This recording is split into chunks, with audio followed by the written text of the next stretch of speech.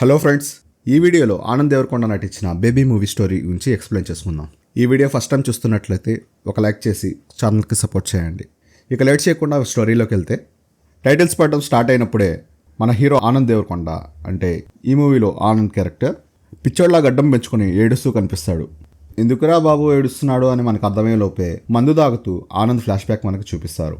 Flash బ్యాక్లో ఆనంద్ తన school లైఫ్తో start చేస్తాడు. తను స్కూల్లో చదువుకునేటప్పుడు తనని ఒక అమ్మాయి బాగా లవ్ చేస్తుంటుంది. తన పేరే వైష్ణవి. ఆనంద్ను వైష్ణవి లవ్ చేస్తుందని ఆనంద్కి తెలియదు. వైష్ణవిని గమనించిన ఆనంద్ ఫ్రెండ్ ఆనంద్కి ఈ విషయం చెప్తాడు.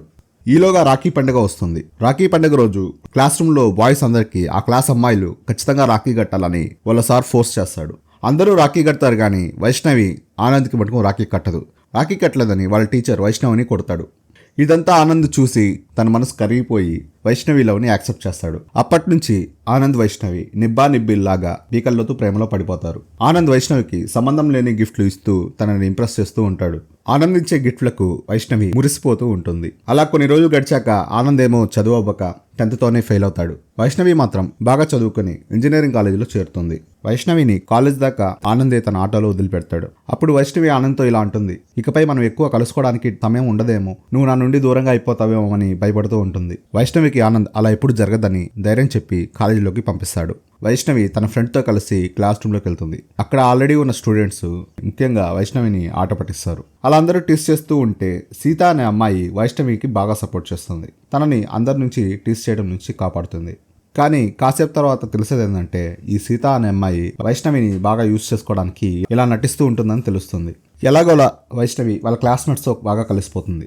కట్ చేస్తే మన సెకండ్ హీరో రిచ్ కిడ్ అయిన విరాజ్ కాలేజీలోకి అడుగు పెడతాడు. విరాజ్ యొక్క స్టైలిష్ లుక్ కి అతని రిచ్నెస్ కి వైష్ణవి అట్రాక్ట్ అవుతుంది. ఈలోగా కాలేజీలో కొత్తగా చేరిన జూనియర్స్ ని సీనియర్స్ ర్యాగింగ్ చేస్తూ ఉంటారు. అలాగే మన వైష్ణవి పాప కూడా సీనియర్స్ కు దొరుకుతుంది. ఇదంతా గమనించిన విరాట్ తన క్లాస్మేట్ అయిన వైష్ణవిని సీనియర్స్ నుంచి కాపాడుతాడు. వైష్ణవి యొక్క ఇన్నోసెంట్ ఫేస్ చూసి విరాజ్ ఫ్రెండ్స్ అని షేక్ హ్యాండ్ ఇస్తాడు. వెంటనే మన వైష్ణవి పాప ఫ్రెండ్స్ కాదు బెస్ట్ ఫ్రెండ్స్ అని చేతులు గెలుతుంది. ఇంత ఈజీగా అమ్మాయిలు బెస్ట్ ఫ్రెండ్ అవ్వాలంటే విరాజ్ లాగా ఉండాలేమో భయ్యా. ఒకవైపు వైష్ణవిని వాళ్ళ ఫ్రెండ్స్ పబ్బులకు తిప్పుతూ సిగరెట్లు తాగిపిస్తూ చెడపాల్సిన విధంగా చెడిపేస్తూ ఉంటారు. మరోవైపు మన ఆనంద్ బాబు వైష్ణవికి ఫోన్ కొనిచ్చినందుకు చేసిన అప్పుకి మరో అప్పు చేస్తూ తన ఆటోని తాకట్టు పెట్టి మరీ అప్పుల మీద అప్పు తీసుకుంటూ ఉంటాడు.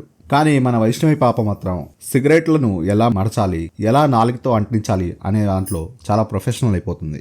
ఇవన్నీ గమనించిన తన ఊరు నుంచి వచ్చిన తన ఫ్రెండ్ తనకు దూరంగా వెళ్ళిపోతుంది. తర్వాత వాళ్ళ క్లాస్మేట్స్ ఇవాళ ఖచ్చితంగా మనం పబ్కి వెళ్ళాలి అని వైష్ణవిని కూడా ఫోర్స్ చేస్తూ ఉంటారు.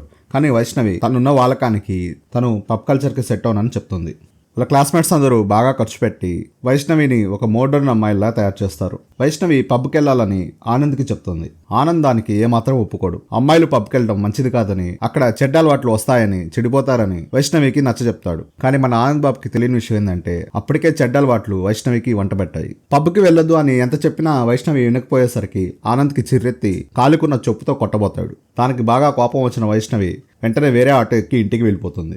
ఆనంద్ ఎంత చెప్పినా వినకుండా వైష్ణవి ఓ రేంజ్లో పబ్లోకి ఎంట్రీ ఇస్తుంది. వైష్ణవి యొక్క స్టన్నింగ్ లుక్కి ఆడామొగ తేడా లేకుండా అందరూ సొంగగా అరుస్తారు.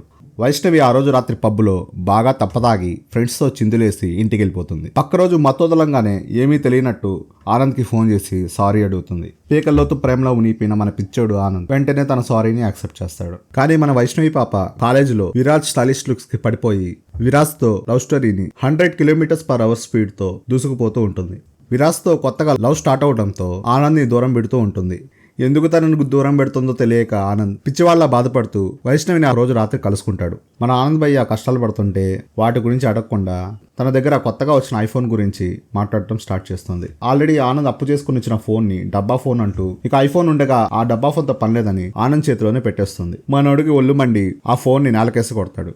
కొత్తగా వచ్చిన ఐఫోను బట్టలకి తను చాలా అందంగా ఉందని మురిసిపోతున్న వైష్ణవికి బాగా బ్రెయిన్ వాష్ చేసి అక్కడి నుంచి వెళ్ళిపోతాడు. నెక్స్ట్ డే కాలేజీలో బాధపడుతూ ఆనంద్ ని కన్విన్స్ చేయాలని వైష్ణవి ట్రై చేస్తూ ఉంటుంది. కానీ ఆనంద్ దానికి రియాక్ట్ అవ్వడు. ఈలోగా వైష్ణవి బాధపడేది చూసి విరాజ్ తన దగ్గరకు వచ్చి తను అలా చూడలేకపోతున్నానని, ఇవాళ తన బర్త్డే పార్టీ ఉంటుందని తనని ఇన్వైట్ చేస్తాడు. వైష్ణవి చివరికి పార్టీకి వచ్చేందుకు ఓకే చెప్తుంది. ఈవినింగ్ పార్టీకి వెళ్ళాక ఆనంద్ తనకి రెస్పాండ్ అవ్వట్లేదని పేకల దాకా తాగుతుంది. కాసేపు తర్వాత విరాజ్ వైష్ణవిని ప్రపోజ్ చేస్తాడు. దానికి వైష్ణవి నో చెప్తుంది. ఇక్కడ వరకు అంతా బానే ఉంది. ఫైనల్ గా మన ఆనంద్ బాబు వైష్ణవికి కాల్ బ్యాక్ చేస్తాడు. కాల్ బ్యాక్ చేసినందుకు హ్యాపీగా ఫీల్ అవ్వకుండా ఆనంద్ బాబు పైన ఫైర్ అయ్యి మళ్ళీ తాగడం స్టార్ట్ చేస్తుంది. తన లవ్ ప్రపోజల్ రిజెక్ట్ చేస్తుందని ఏమనుకున్నాడో ఏమో తెలియదు కానీ విరాజ్ బాబు మళ్ళీ వైష్ణవి దగ్గరికి వచ్చి తనకున్న ప్రేమనంతా తనకి మాటలో చెప్పి ఒక లిప్ టు లిప్ కిస్ అడుగుతాడు. ఈ లిప్ టు లిప్ కిస్ కి వైష్ణవి పాప నో చెప్పకుండా ఏమనుకుందో ఏమో కానీ విరాజ్ తో కిస్ కి ప్రొసీడ్ అయిపోతుంది. ఎర్లీ మార్నింగ్ లేసి యథావిధిగా మత్తు దిగంగానే విరాజ్ కి ఫోన్ చేసి లవ్లు గివ్లు ఏం లేవంటూ స్కిప్ చేస్తుంది. విరాజ్ తో కిస్ తర్వాత ఏమనుకుందో ఏమో కానీ ఆనంద్ తో కిస్ కోసం మూవీ థియేటర్ లోకి వెళ్తుంది. ఫస్ట్ మన ఆనంద్ బాబు ఆనందంతో ఉబ్బి తప్పిపోయిన తర్వాత తనకే వైష్ణవి పాప ఈ పని చేయలేదేమో అనిపిస్తుంది. మన వైష్ణవి పాప సిగ్గు లేకుండా ముద్దు కావాలని అడిగిన ఆనంద్ బాబు నువ్వు ఈ పని చేయలేవని చెప్పి ఆ థియేటర్ నుంచి తనని తీసుకుని వెళ్ళిపోతాడు. నెక్స్ట్ డే కాలేజీలో విరాజ్ బాధపడుతూ వైష్ణవికి కనిపిస్తాడు. వైష్ణవి తనను ఓదార్చడానికి ట్రై చేస్తుంటే విరాజ్ ఆడపిల్లలా ఏడుస్తూ కనీసం తనతో ప్రేమగా ఒక 30 రోజులు తన గర్ల్ ఫ్రెండ్ గా ఉండమని చాలా బతిమలాడతాడు. దీనికి కరిగిపోయిన వైష్ణవి ఒప్పుకుంటుంది. ఈ బంధం స్నేహం కన్నా ఎక్కువ అని, ప్రేమ దాకా పోదని తనని కన్విన్స్ చేస్తాడు. గిఫ్ట్లంటే పడి చచ్చిపోయే వైష్ణవికి విరాజ్ రోజుకో గిఫ్ట్ ఇస్తూ ఉంటాడు. అలా 30 రోజులు చట్టా పట్టాలు వేసుకుని తిరుగుతూ ఉంటారు. చివరి రోజున 30 రోజున విరాజ్ వైష్ణవికి బ్రేకప్ పార్టీ అంటూ ఒక పార్టీ అరేంజ్ చేస్తాడు. ఆ పార్టీలో తను మళ్ళీ లవ్ ప్రపోజ్ చేస్తాడు. ఎంత చెప్పినా అర్థం కాదా అంటూ విరాట్ ని వైష్ణవి రిజెక్ట్ చేస్తే విరాట్ కి తన మీద చిరాకేసి నోటికొచ్చిన మాటలు అంటాడు. విరాట్ దగ్గర తీసుకున్న గిఫ్ట్లన్నీ ఇచ్చేయడానికి విరాట్ ని కలుస్తుంది. కానీ విరాట్ ఆ గిఫ్ట్ ని తీసుకోకుండా వాళ్ళిద్దరూ ఆ రోజు పబ్ లో కిస్ చేసుకున్న వీడియోని వైష్ణవికి చూపిస్తాడు. తనంటే తనకి చాలా ఇష్టమని ఆ గిఫ్ట్లు తీసుకుని వెళ్ళిపోమని వైష్ణవిని ఇండైరెక్ట్ గా బ్లాక్ మెయిల్ చేస్తాడు. విరాజ్ దగ్గర ఆ వీడియో ఉందని ఆ వీడియోతో తను ఏదైనా చేయొచ్చేమో అని వైష్ణవి ఆ గిఫ్ట్ అని తీసుకుని అక్కడి నుంచి వెళ్ళిపోతుంది. ఈలోగా ఆనంద్ కి వైష్ణవి కొన్ని రోజులు తను కలవనని కొంత స్పేస్ కావాలని చెప్తుంది. దానికి ఆనంద్ ఓకే అంటాడు. ఇంకా ఏం చేయాలో తెలియని వైష్ణవి తన క్లాస్మేట్ అయిన సీతకి ఈ విషయం అంతా ఎక్స్ప్లెయిన్ చేసి ఓ సజెషన్ అడుగుతుంది. కన్నింగ్ మైండ్ సెట్ ఉన్న సీత వైష్ణవికి విరాజ్ తనని చీకొట్టిన ఇంకా తన వెంట పడుతున్నాడు అంటే తనకేదో నీ నుంచి కావాలని, అది చేస్తే విరాజ్ ఇక నీ వైపు పడడని వైష్ణవికి లేనిపోని సజెషన్స్ ఇస్తుంది. వైష్ణవి కూడా తన ఫ్రెండ్ సీత చెప్పిందే కరెక్ట్ అని అనుకుంటుంది. సీత విరాజ్ కి కూడా కాల్ చేసి డబుల్ గేమ్ ఆడుతుంది. వైష్ణవి లాంటి లో క్లాస్ పీపుల్ ఇలా వదిలించుకోవడానికి ఏదైనా చేస్తారని, నువ్వు చూస్తూ ఉండు 2 రోజుల్లో తనే కాల్ చేసి నీతో డీల్ మాట్లాడుతుందని చెప్తుంది. సీత అన్నట్లుగానే వైష్ణవి విరాజ్ కి ఫోన్ చేసి నీ గిఫ్ట్స్ ఫోన్స్ అన్ని ఇచ్చేస్తాను, ఇంకా తనతో పడుకుంటానని, దాని తర్వాత ఇకపై తనని ఎప్పుడు కలవద్దని విరాజ్ కి చెప్తుంది. ఈ మాటతో విరాజ్ కి వైష్ణవి పైన పూర్తిగా అభిప్రాయం మారిపోతుంది. వైష్ణవిని ఆ పని కోసం నేరుగా తన ఇంటికే చీర కట్టుకుని రమ్మని విరాజ్ కోరుతాడు. వైష్ణవి దగ్గర చీర లేకపోవడంతో ఆనంద్ గిఫ్ట్ గా ఇచ్చిన చీరనే కట్టుకొని క్యాప్స్ కూడా దొరక్కపోవడంతో ఆనంద్ ఆటోలోనే విరాజ్ ఇంటి దాకా వెళ్తుంది. ఇందులో బ్యాడ్ న్యూస్ ఏంటంటే ఆ రోజు ఆనంద్ బర్త్డే, కానీ వైష్ణవి ఆనంద్ బర్త్డే కూడా మర్చిపోతుంది. ఇదంతా తెలియని మన పిచ్చోడు ఆనంద్ తన పుట్టినరోజు కాబట్టే వైష్ణవి ఆ చీర కట్టుకొని వచ్చిందని మురిసిపోతూ ఉంటాడు. వైష్ణవి విరాజ్ ఇంట్లోకి వెళ్ళిపోతుంది. ఆటోలో ఆనందంగా రిటర్న్ అయిన ఆనంద్ ఓ సాంగ్ వేసుకుంటూ వెళ్తూ ఉంటే అదే సాంగ్ లో వైష్ణవి విరాజ్ తో చేయరాని అన్ని చేస్తూ ఉంటుంది. ఇక్కడ మన ఆనంద్ బాబు లాంటి వాళ్ళు ఈ లోకంలో చాలా మంది ఉన్నారని నా అభిప్రాయం. సీన్ కట్ చేస్తే ఇవన్నీ చూడలేక ఆనంద్ ఫ్రెండ్ ఆనంద్ ఎంతలా మోసపోతున్నాడో తనకు తెలియాలని పబ్లో వైష్ణవి విరాట్ ని కిస్ చేసిన వీడియో ఆనంద్ కి చూపిస్తాడు. ఇక అంతే, మన ఆనంద్ బాబు గుండె 1000 ముక్కలైపోతుంది. నెక్స్ట్ డే సీత కూడా విరాజ్ కి ఆల్రెడీ వైష్ణవికి 10th క్లాస్ నుంచి బాయ్ ఫ్రెండ్ ఉన్నాడని మొత్తం చెప్పేస్తుంది. నెక్స్ట్ డే విరాజ్ వైష్ణవి ఏరియాలోకి వస్తాడు. అక్కడ వైష్ణవి ఫోటో చూపించి ఒక ఆటో డ్రైవర్ని అడుగుతాడు. అదెవరో కాదు, మన ఆనంద్ బాబు. చూడంగానే విషయం అర్థమైన ఆనంద్ తనని వైష్ణవి ఇంటి దగ్గర తీసుకెళ్తానని చెప్పి వైష్ణవి ఇంటి దగ్గర తీసుకెళ్తాడు. విరాజ్ ఫోన్ చేయంగానే వైష్ణవి ఆటోను కూడా గుర్తుపట్టకుండా వచ్చి ఆటోలో కూర్చుంటుంది. వాళ్ళిద్దరు వెనక సీట్ లో మాట్లాడుకుంటూ ఉంటే ఆనంద్ వైష్ణవికి ఫోన్ చేస్తాడు. తన అన్నయ్య ఫోన్ చేశాడని, ఇప్పుడే వస్తానని విరాజ్ కి చెప్పి అలా పక్కకెళ్తుంది. వెంటనే ఆనంద్ స్పీకర్ ఆన్ చేస్తాడు. ఫోన్ లో వైష్ణవి వాయిస్ వినగానే విరాజ్ తనే ఆనంద్ అని రియలైజ్ అవుతాడు. ఫోన్ లో ఆనంద్ ఎవరితో మాట్లాడుతున్నావు అని అడిగితే ఆనంద్ కి కూడా సేమ్ ఆన్సర్ చెప్తుంది, తన అన్నయ్యతో మాట్లాడుతున్నాను అని. వెంటనే షాక్కి గురైన విరాజ్ అండ్ ఆనంద్ ఒకరి ముఖాలు ఒకరు చూసుకొని ఇద్దరు ఎలా వెర్రి పుష్పాలు అయ్యారో తలుచుకుంటూ బాధపడుతూ ఉంటారు.